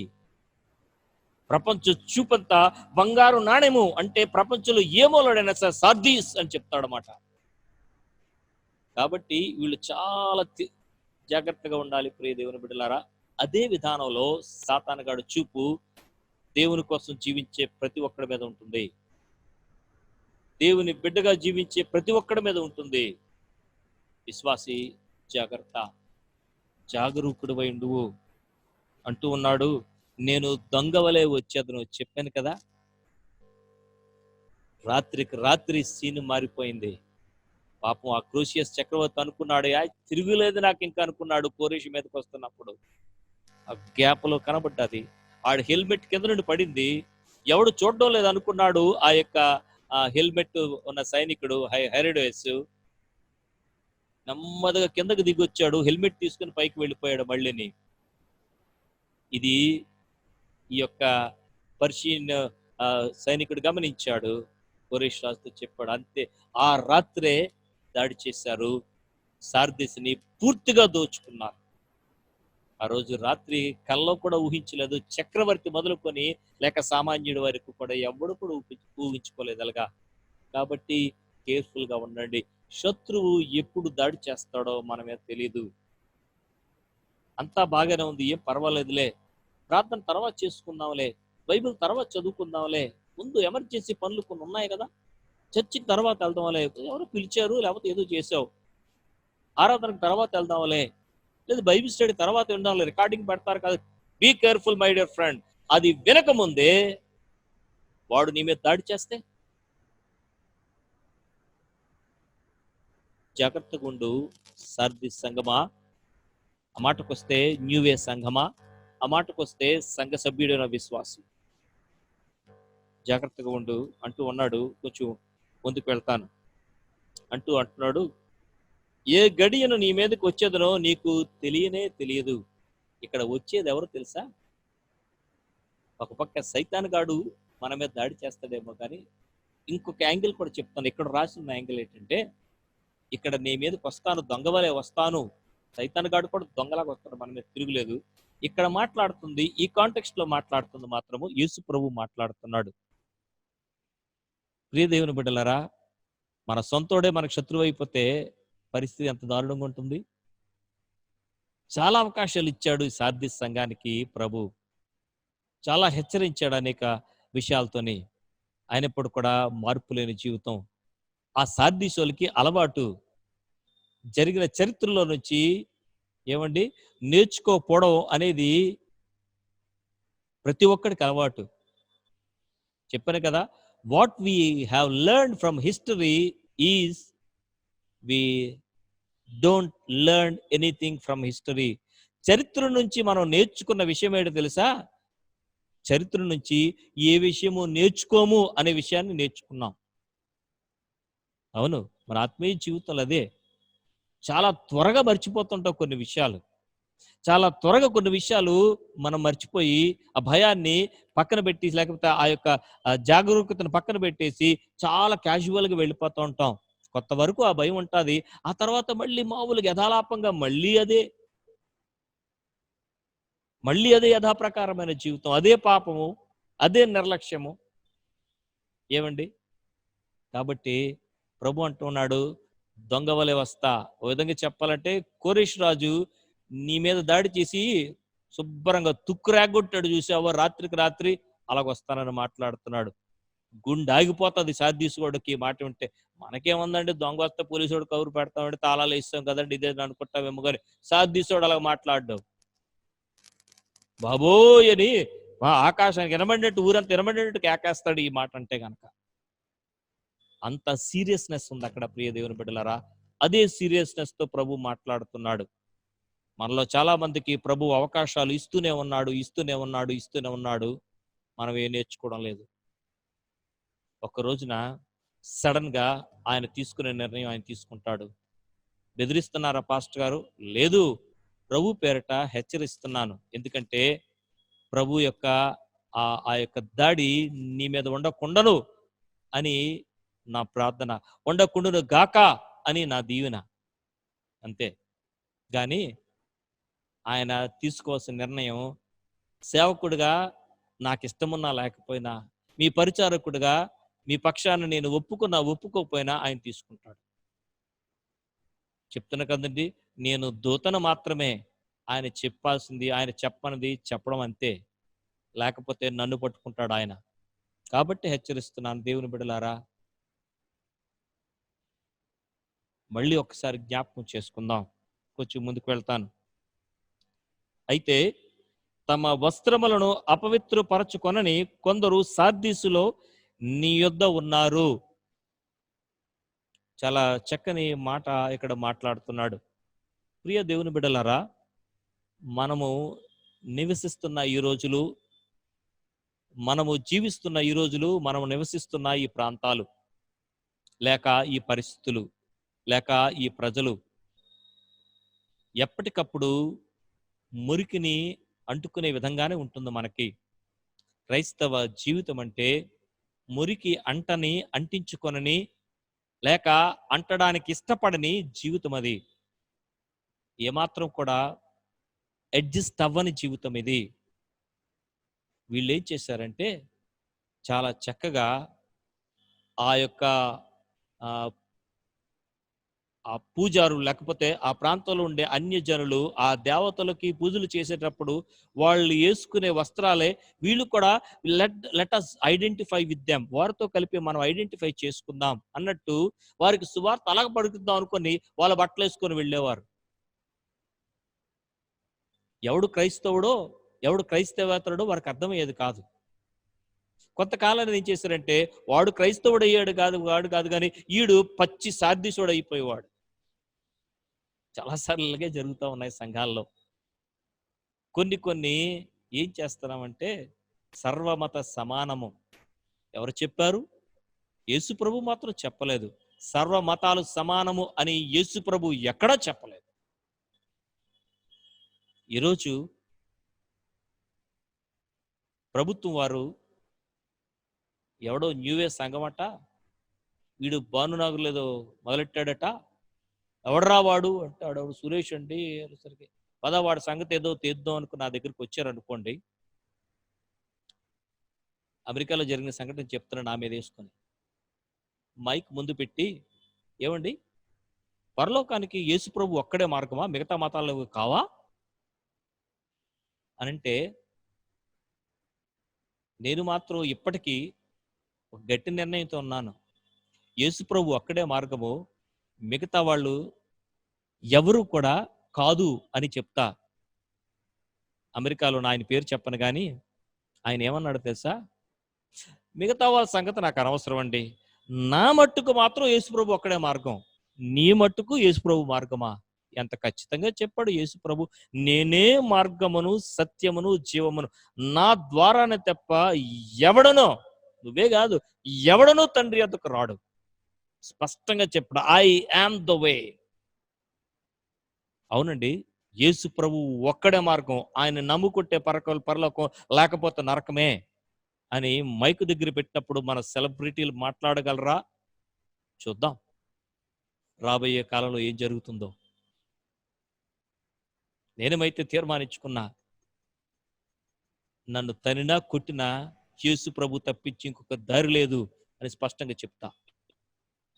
నాకు ఆ భయం లేదు, నాకు ఆస్తి అంతస్తు లేదు, ఎవడు కొట్టేస్తాడనే భయం అసలు లేదు నాకు, ఎవడో లేపుకెళ్ళిపోతాడో నా ఆస్తి అనే భయం అసలు లేదు నాకు. ప్రియ దేవుని బిడ్డలారా, ఈ యొక్క రాత్రికాల సమయంలోని నీ నిర్ణయం ఏంటి?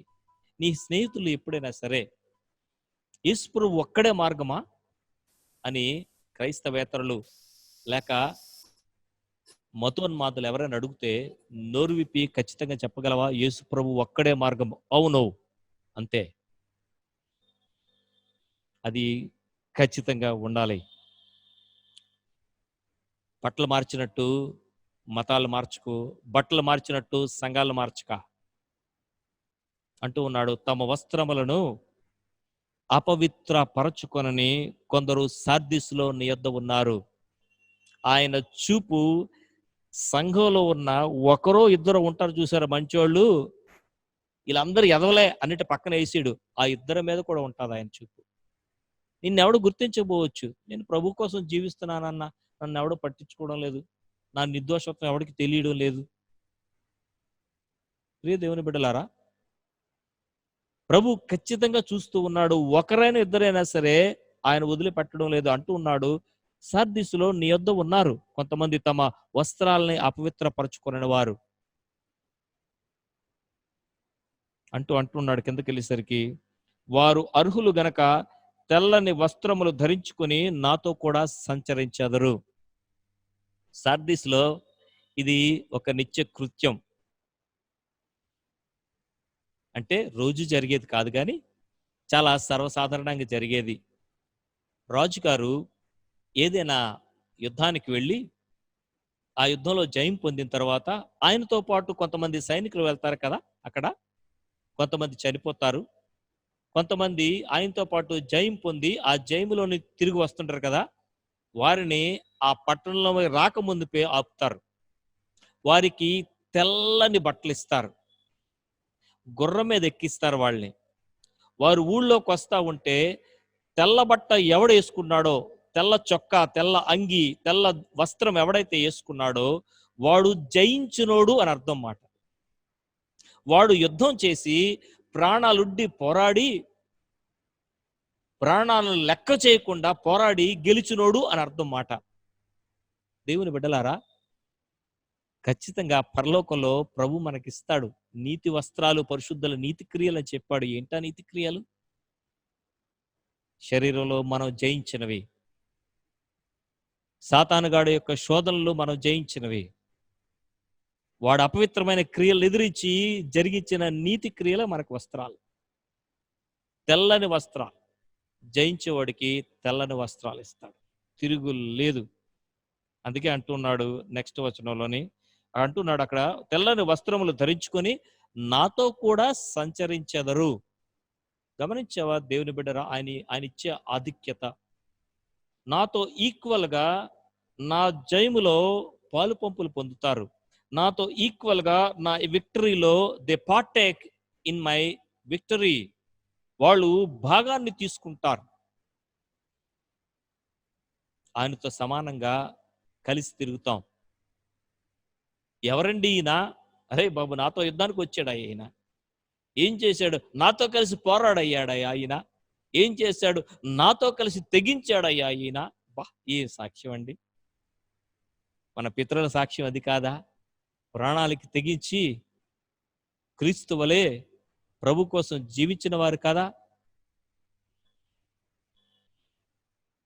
సాధు సుందర్ సింగ్ ఒకసారి ఓ ప్రాంతంలో సువార్త చెప్పడానికి వెళ్ళాడు, టిబెట్ ప్రాంతంలోని. ఈ సంఘటనలు టర్కీ ప్రాంతంలో జరిగే 7 సంఘాలు టర్కీ ప్రాంతంలోని ఈ యొక్క ప్రాంతాలు. ఇప్పటికీ ప్రాంతాలు ఉన్నాయండి. మీరు నెట్లో కొడితే ఈ రూయిన్స్, రోమా సామ్రాజ్య శిథిలాలు ఇప్పటికీ కనబడతాయి. అవన్నీ కూడా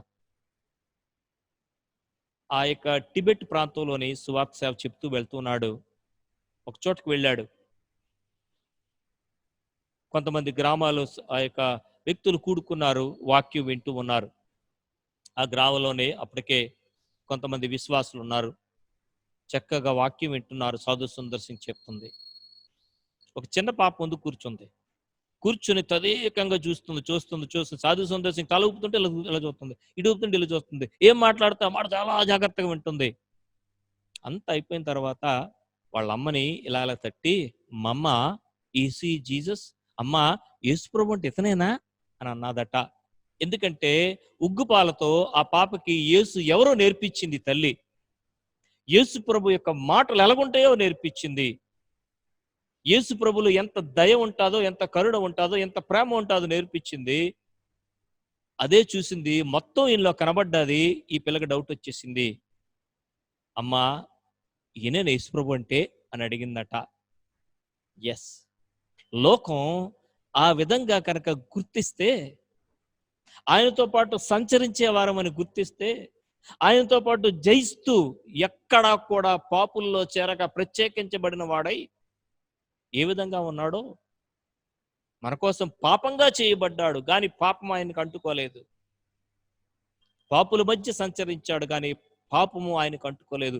ఆయన మాటకు వస్తే ఆయన పాపులతోనూ సుంకరులతోనూ భోజనం చేస్తున్నాడని ఒకే నింద యేసు ప్రభు మీద పెట్టారు వాళ్ళు. అంతకు మించి పెద్ద నింద లేదు ఆయన మీద. అయినప్పుడు కూడా పాపం అంటలేదు ఆయనకి. ప్రియ దేవుని బిడ్డలారా, సంఘం ఎక్లీసియా అంటే అదే, ప్రత్యేకించబడింది, సెట్ అపార్ట్, కాల్డ్ అవుట్, పిలువబడ్డారు. ఆశ్చర్యకరమైన తన వెలుగులోనికి మిమ్మును పిలిచిన వారి గుణాతిశయమాలు ప్రచురం చేయడానికి మీరు పరిశుద్ధ జనము. మర్చిపోకండి, you are separated people. You are holy means set apart. తెల్లని వస్త్రములు ధరించుకొని నాతో కూడా సంచరిస్తాడు. జయించువానికి అలాగున తెల్లని వస్త్రములు ధరించుకొనును. ఎస్, దేవుని బిడ్డలారా, క్లోత్స్ ఆఫ్ విక్టరీ, పవిత్రత, ఓ పరిశుద్ధత, తెల్లని బట్టలు అంటే అని అనుకుంటావు కదా. ఇక్కడ సందర్భం ఏంటని తెలుసా? ఇవి జయానికి సంబంధించింది. ఇది గొప్ప విజయోత్సవానికి, యుద్ధంలోని ధాటిగా పోరాడి శత్రువుని నేల మట్టి గరిపి మేసం మేలేసి లేకపోతే ఎగరేసి అని వస్తుంటాడు చూసావా విజయశీరుడు. ఆయన వేసుకునే వస్త్రాల గురించి మాట్లాడుతున్నాడు ఇక్కడ. సార్దీసుడికి బాగా అర్థమవుతుంది, ఎందుకంటే వాళ్ళకి జరిగే విషయం అదే. అంటూ ఉన్నాడు, జీవ గ్రంథంలో నుండి అతని పేరెంత మాత్రమును తుడుపు పెట్టక నా తండ్రి ఎదుటను ఆయన దూతల ఎదుటను అతని పేరు ఒప్పుకుందును. గమనించండి,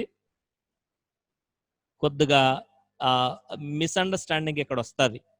ఒకవేళ అలా జయించకపోతే జీవ గ్రంథం నుంచి తీసేస్తాడు పేరు. అసలు జీవగ్రంథం ఏంటంటే చెప్తా, జాగ్రత్తగా వినండి, తప్పు అర్థం చేసుకోకండి. ఒకసారి రక్షించబడిన తర్వాత మన పేరు జీవగ్రంథంలో రాస్తాడు ఆయన, దాన్ని ఆయన తీసివేయడు. దేవుని బిడ్డలారా, ఇక్కడ రాయాల్సిన సందర్భం ఏంటంటే, సార్దిస్ ప్రాంతంలో ఆ నగరంలోని వాళ్ళకి 2 పుస్తకాలు ఉంటాయి. బుక్ ఆఫ్ లివింగ్ లేక బుక్ ఆఫ్ లైఫ్ అని, బుక్ ఆఫ్ ద డెడ్ అని. చనిపోయిన వాళ్ళ పుస్తకం ఒకటి ఉంటుంది, బ్రతుకుతున్న వాళ్ళ ఒక పుస్తకం ఉంటుంది. ఒక వ్యక్తి చనిపోయాడు అనుకోండి, ఇక్కడ ఈ ఈ పుస్తకంలోని పేరు చెరిపేసి ఈ ఈ యొక్క చచ్చిన పుస్తకంలోనే వాళ్ళ పేర్లు రాస్తారు. ఎప్పుడైతే ఈ పేరు నుంచి పుస్తకం ఈ పేరులోకి వెళ్ళిందో వాడికి ఆ యొక్క నగరం యొక్క ఏ తాలూకా పథకాలు కానీ, ఏ సౌకర్యాలు కానీ, లేకపోతే ఏ బహుమానాలు కానీ, ఏ యొక్క మరి ఆ నగరం ఇచ్చే దేంట్లో కూడా వీడికి పాలు ఇంకా అయిపోయింది. పేరు తుడిచిపెట్టేశారు, వాడు డెడ్ అయిపోయింది, వాడి పేరు తుడిచిపెట్టేశారు. ఇంకేమీ సంబంధం ఉండదు ఈ నగరంతో. అంతే. అది రాస్తా ఉన్నాడు ఇక్కడ. సాద్దీసులోనే అలా చేస్తారన్నమాట. అంటే ఒకసారి నువ్వు చచ్చేవని పేరు వచ్చింది అనుకో, అవుట్. దేవుడు ఏం చేస్తాడంటే ఇంక నువ్వు నీతో మాట్లాడడం మానేస్తాడు. నేను ఖచ్చితంగా చెప్తాను, అదే మాట్లాడుతున్నాడు ఇక్కడ ప్రభు. నీతో చర్చించడం మానేస్తాడు. తన యొక్క ఆత్మీయ ఆశీర్వాదాలు నీకు పంచుకోవడం మానేస్తాడు. దీవెనలు పంచుకోవడం మానేస్తాడు. హెచ్చరికలు పంచుకోవడం మానేస్తాడు. అంతే, నీ పేరు తీసి ఇక్కడ రాసేస్తాడు. అంతే, ఇంకేం ఉండదు అక్కడ. ఇంకా ఆయనతో నువ్వు ఏమాత్రం సంభాషణ చేయలేవు. ఆ లైవ్లీ లివింగ్ రిలేషన్షిప్ కోల్పోతావు. విశ్వాసికి అతి పెద్ద థ్రెట్ అది. విశ్వాసికి అతి భయానకమైన పరిస్థితి అది. దేవుని బిడ్డలారా, అవుట్.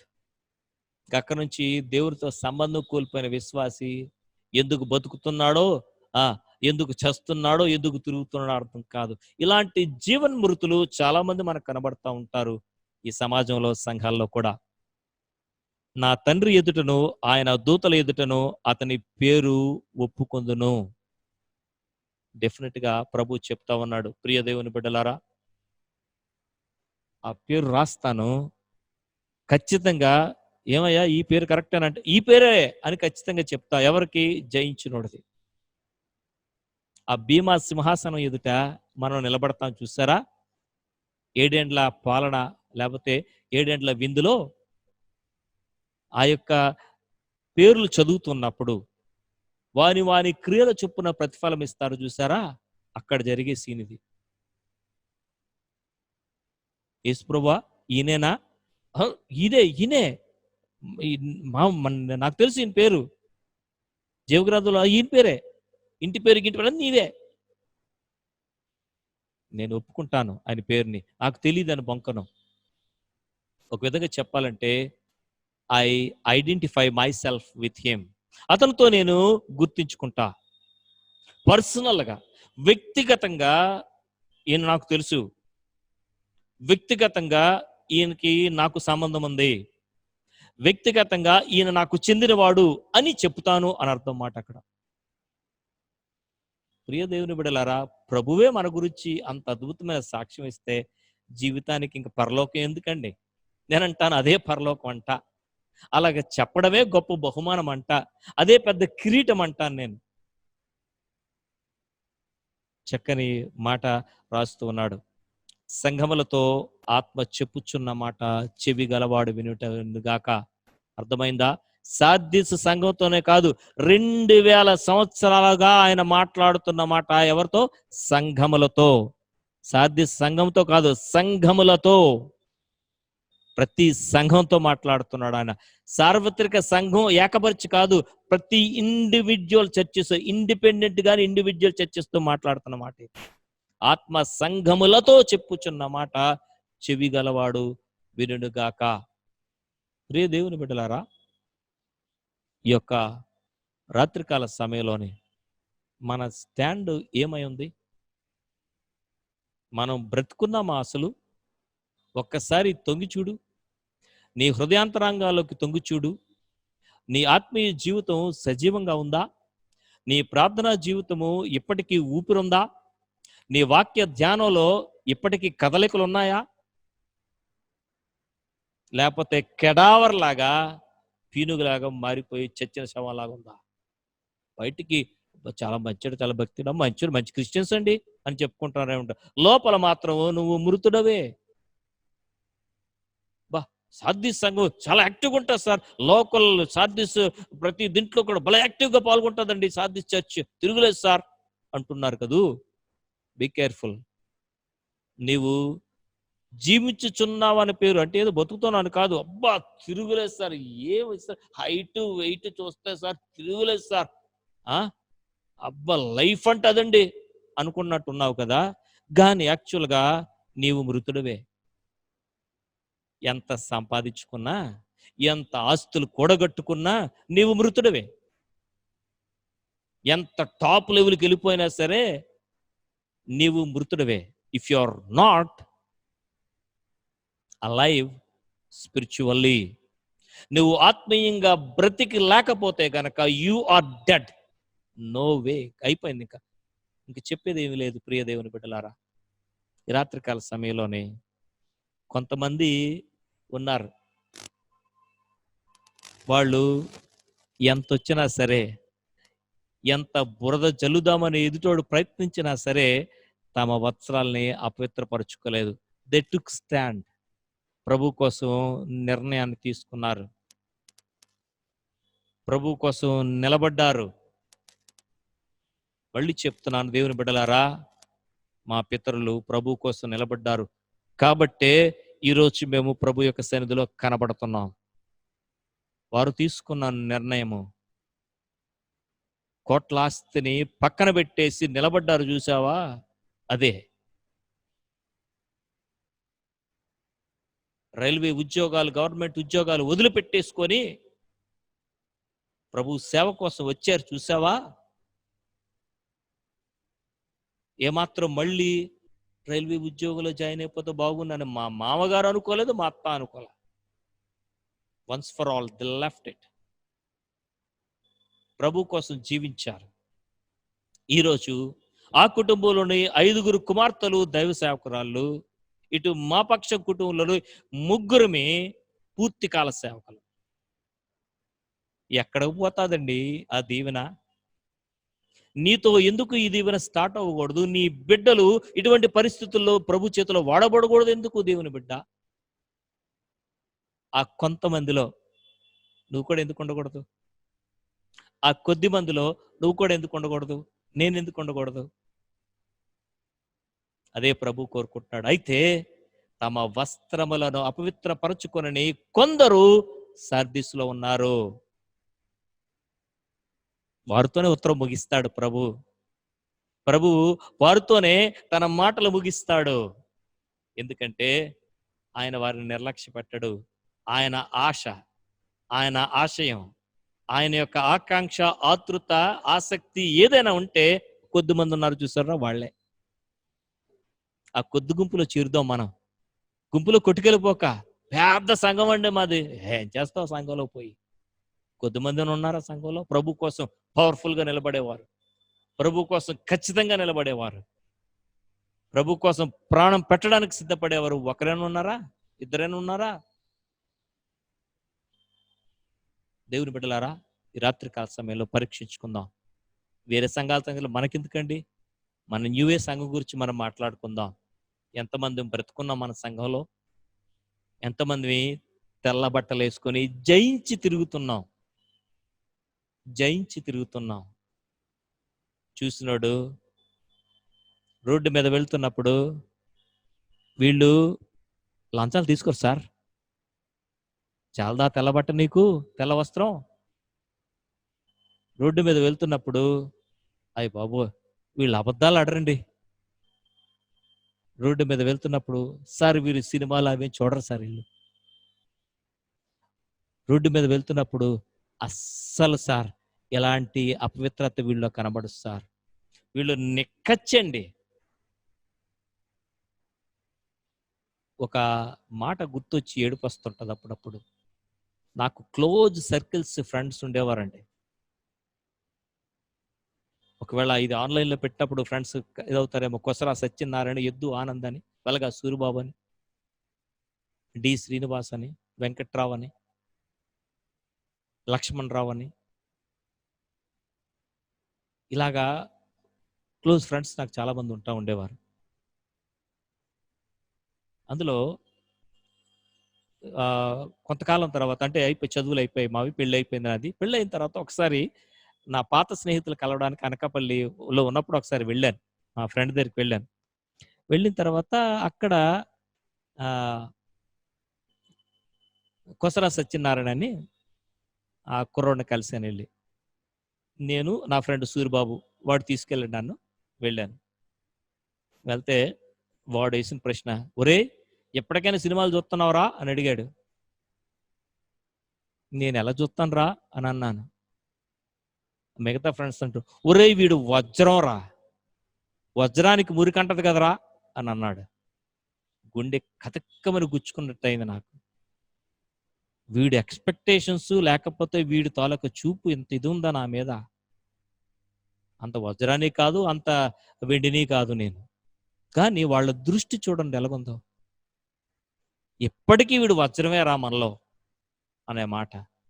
క్రైస్తవ విశ్వాసి దగ్గర నుంచి ప్రపంచం ఆశించేది అదే. ప్రియ దేవుని బిడ్డలారా, ఎత్తైన చోట ఉంది.